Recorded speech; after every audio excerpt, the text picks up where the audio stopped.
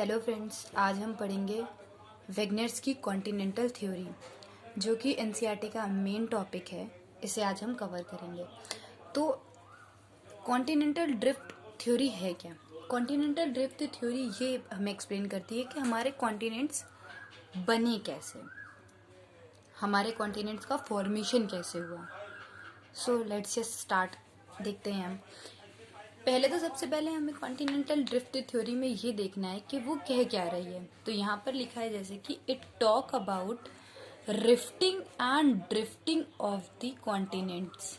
Okay, rifting और drifting of the continents which has given rise to present day arrangements of continents, जो कि आज के continents को राइज करती है। Okay, as well as the changes of climatic region in the world.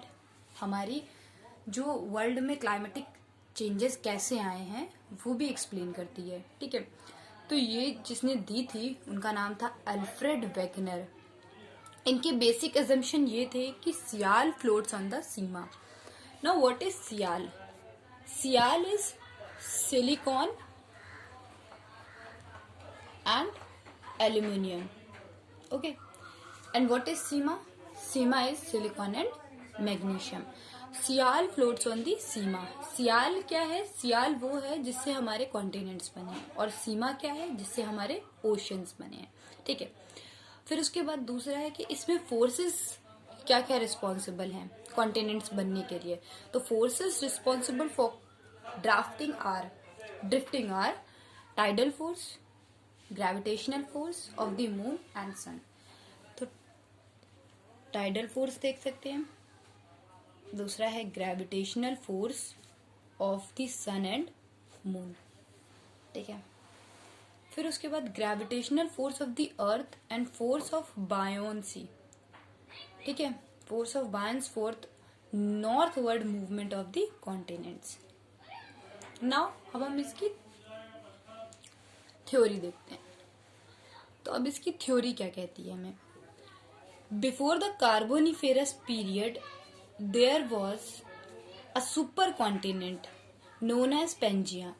Carboniferous period से पहले एक सुपर कॉन्टिनेंट था जिसका नाम था Pangaea, which was surrounded by a super ocean, जो कि एक सुपर ओशन से, ओशन मतलब एक बहुत बड़ी वाटर बॉडी से सराउंड था। एक ही कॉन्टिनेंट था जिसका नाम पेंजिया था, मतलब एक ही लैंड मास आप समझ सकते हो। एंड देन उसके बाद वो वाटर बॉडी से कवर था, उसका नाम पेंथलास था। कार्बोनिफेरस पीरियड में ऐसा कुछ हुआ कि जो पेंजिया था वो ब्रेक हो गया दो पार्ट में। ठीक है, Pangaea brokes into two parts. पहला जो नॉर्थ पार्ट था उसको हमने लॉरेशिया या फिर अंगारा लैंड कहा। फिर उसके बाद southern part is known as Gondwana land. जो पेंजिया था वो ब्रेक हो गया दो पार्ट्स में। नॉर्थ पार्ट बन गया लॉरेशिया अंगारा लैंड एंड सदर्न पार्ट बन गया गोंडवाना लैंड। ठीक है, ये कब हुआ? जब कार्बोनिफेरस पीरियड चल रहा था। कार्बोनिफेरस पीरियड के चलते में जो पेंजिया था वो ब्रेक हो गया दो पार्ट में। जो नॉर्थ वाला पार्ट था वो लॉरेशिया बन गया और जो साउथ वाला पार्ट था वो गोंडवाना। तो अब जो पेंजिया है वो दो लैंड मास में कन्वर्ट हो गया। ठीक है, कार्बोनिफेरस पीरियड के बाद, कार्बोनिफेरस की पीरियड के बाद, after the Carboniferous period the broken parts start, sorry यहाँ पर गलत हो गया है, start drifting either northwards and southward. This phase is known as the opening of Tethys. मतलब कि अब जो ब्रोकन पार्ट्स ड्रिफ्ट होने लगे। ठीक है, एक दूसरे से अलग अलग होने लगे। जो लॉरेशिया सदर्न नॉर्दर्न पार्ट में बना था और जो सदर्न पार्ट में गोंडवाना लैंड बनी थी, अब वो एक दूसरे से अलग अलग होने लगे, दूर जाने लगे। तो उन्होंने एक, मतलब उनके बीच में एक वाटर बॉडी का ओपनिंग हुई, उसको हमने टेथिस बोला। ठीक है, पहले क्या था कि एक लैंड मास थी जिसका नाम पेंजिया था, वो सराउंडेड बाय थी एक बड़ी वाटर बॉडी से, उसका नाम पैंथलास था। अब क्या हुआ कि दो लैंड मास बन गए और फिर उसके बाद एक बन गया लॉरेशिया और दूसरा बन गया गोंडवाना। अब ये आपस में अलग अलग हो गए और इनके बीच में एक वाटर बॉडी बन गई जिसका नाम टेथिस हो गया। ठीक है, फिर उसके बाद क्या हुआ, अब जो लॉरेशिया लैंड थी जो नदर्न पार्ट में बनी थी वो further broke into north America, Eurasia and Gondwana land. ठीक है, जो लॉरेशिया लैंड थी वो फर्दर ब्रोक हुई नॉर्थ अमेरिका में एंड यूरेशिया में। फिर उसके बाद जो गोंडवाना लैंड थी वो ब्रोक हुई South America, Africa, Madagascar, peninsular India, Australia, ठीक है, और अंटार्कटिका में। ठीक है, अब the drifting of the both the Americas westward resulted into the opening of S shaped Atlantic ocean. तो जो ड्रिफ्टिंग थी अमेरिका की वेस्टवर्ड की तरफ, तो बोथ अमेरिकाज यानी कि नॉर्थ एंड साउथ अमेरिका की जो ड्रिफ्टिंग हुई वेस्टवर्ड साइड की तरफ, तो उन्होंने एक ओपनिंग करी एस-शेप्ड अटलांटिक ओशन की। ठीक है, फिर उसके बाद northward drifting of India and Africa reduce the size of Tethys. जो अब इनका नॉर्थवर्ड ड्रिफ्टिंग हुई इंडिया और अफ्रीका की, reduce the size of Tethys. Present day Mediterranean sea, जो टेथिस था पहले अब वो मेडिटेरियन सी बन गया, and the opening of the Indian ocean. और क्या हुआ, जब वो नॉर्थवर्ड की तरफ ड्रिफ्ट हुए तो उन्होंने टेथिस का साइज छोटा कर दिया। जो टेथिस बीच में आ गया था ना, टेथिस हमारे लॉरेशिया और गोंडवाना लैंड के बीच में आ गया था, तो अब क्या हुआ, टेथिस का साइज छोटा हो गया। क्यों? क्योंकि वो इंडिया और अफ्रीका जो थे वो नॉर्थवर्ड की तरफ मूव किए। जब वो नॉर्थवर्ड की तरफ मूव किया तो उनमें जो टेथिस का साइज था वो छोटा हो गया और एक नए ओशन का निर्माण हुआ, कह सकते हो आप। उसको हमने नाम दिया इंडियन ओशन। वेगनर के according to Wegener, while drifting the edges of the continents due to friction and resistance, इनके बीच में फ्रिक्शन और रेजिस्टेंस हुआ, were folded to form the mountains such as Rockies, Andes, etc. जो continents थे इनकी drifting की वजह से इनमें फ्रिक्शन हुआ, रेजिस्टेंस पैदा हुआ और उनमें एक फोल्ड्स का फॉर्म हुआ। उन फोल्ड्स को हम माउंटेन्स बोलते हैं, सच एज रॉकीज, एंडीज। ये जो रॉकीज और एंडीज हैं ये हमारे यंग फोल्ड माउंटेन्स कहते हैं और इन्हें हम हाईएस्ट रेंजेस ऑफ माउंटेन्स में भी ऐड करते हैं। फिर उसके बाद अकॉर्डिंग टू हिम यानी कि वेगनर के according, island arcs and festoons were formed due to differential rate of movement. Some parts were left behind giving rise to island. मतलब कि जो कॉन्टिनेंट्स थे उनके कुछ पार्ट छूट गए, मतलब टूट के अलग हो गए, तो उन्होंने हमारे आइलैंड आर्क्स का फॉर्मेशन कर दिया। द ओरिजिनल पैंथेलाज क्या था, हमारी एक वाटर बॉडी थी। ठीक है, जो ओरिजिनल पैंथेलाज था वो reduce in size to form the present day Pacific ocean. वो साइज में छोटा हो गया और हमारा उसने मतलब इतने सारे उसमें लैंड के ब्रोक हुए कि अब वो छोटा होके पैसिफिक ओशन का बन गया। आज वो पैसिफिक ओशन कहलाता है। अभी तक हमने ये समझा कि वेगनर्स ने कहा क्या, उनके एजम्पशंस क्या थे, उन्होंने बताया क्या हमें। तो अब हमें ये पता चलना चाहिए कि उनके क्रिटिसिज्म्स क्या थे, मतलब कि क्या वो नहीं कर पाए। तो पहली बात तो उनकी लैकनेस क्या थी उनकी थ्योरी की। तो उनकी लैकनेस ये थी कि he can't explain the forces for the drifting because the tidal force can not be so strong और therefore this force can not responsible for rifting and drifting of the continents. मतलब ये force इतना strong नहीं था कि ये continents को हिला पाए। ठीक है, ये कॉन्टिनेंट्स का फॉर्मेशन कर पाए, इसलिए इसको डिस्कार्डेड मान दिया गया। मतलब इसको इतना ज़्यादा एक्सेप्टेबल थ्योरी नहीं मानी गई। फिर Wegener could not explain the trigger mechanism for breaking of the Pangaea in the Carboniferous period. मतलब कि वेगनर बता नहीं पाए कि ट्रिगर मतलब कि एकदम से क्या हुआ, कि सडन क्या ऐसा चेंजेस आया कि वो ब्रेक हो गए।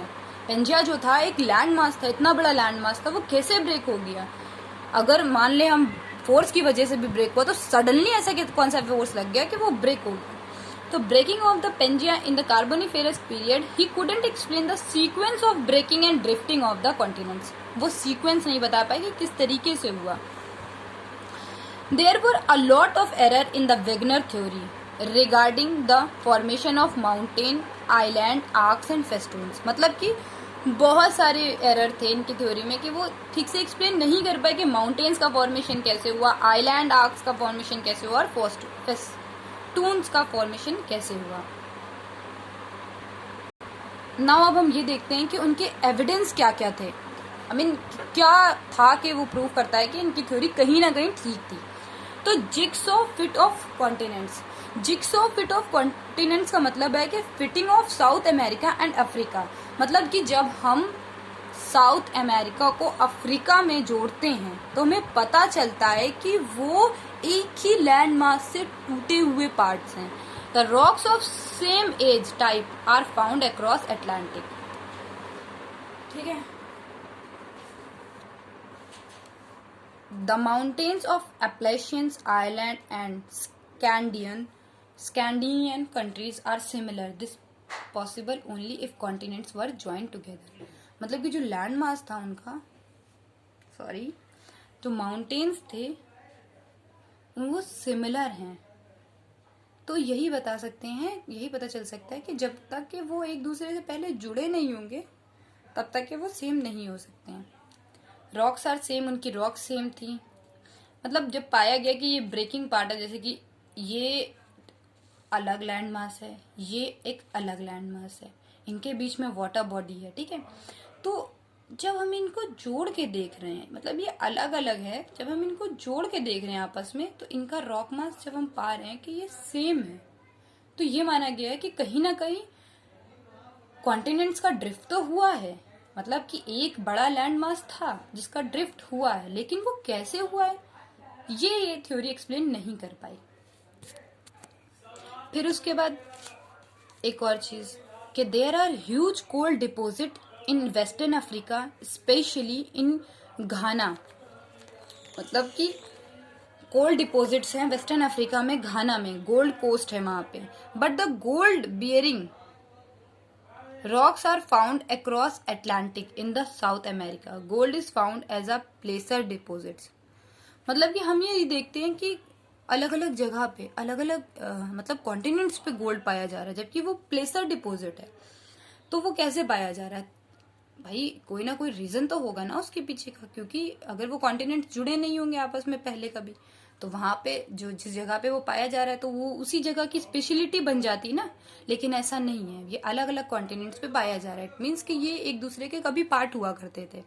अब बिहेवियर्स ऑफ एनिमल्स, तो animals in Africa, Europe, even today have the tendency to run westward. There is best explain by lemmings of Scandinavia. Lemmings migrate westward whenever there is population increase, but they fall into the sea on the north way coast. मतलब इनके अंदर एक adaptation नहीं कह सकते कि वो पहले से ही एग्जिस्ट करते थे उस लैंड मास पे। फिर उसके बाद हम देख सकते हैं कि लेमिनिस जो थे वो माइग्रेट होते हैं, मतलब कि वो उधर की तरफ भागते हैं, वेस्टवर्ड साइड की तरफ, जब भी उनकी पॉपुलेशन बढ़ जाती है। लेकिन वो वेस्टवर्ड साइड की तरफ जा नहीं पाते हैं। क्यों? क्योंकि वहां पर एक सी का डेवलपमेंट हो गया है, सी बन चुके हैं वहां पे, इसलिए वो उसमें गिर जाते हैं जाके।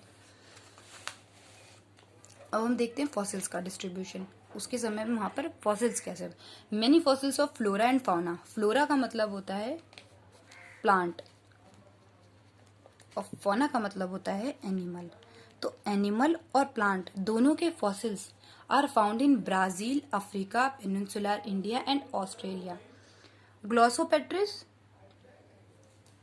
जो कि फ्लोरा है, ठीक है, वो अलग अलग जगह पे, यानी कि ब्राजील में, अफ्रीका में, पेनिनसुलर इंडिया में और ऑस्ट्रेलिया में। अगर कोई फॉसिल्स एक ही जगह पे, मतलब एक फॉसिल कई जगह पे पाया जा रहा है, इट मीन्स कि वो कभी एक दूसरे से जुड़े होंगे।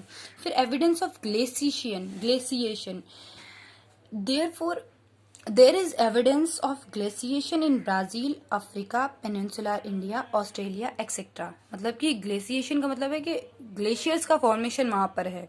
तो ब्राजील, अफ्रीका, पेनिनसुलर इंडिया सब जगह पे पाया जाता है।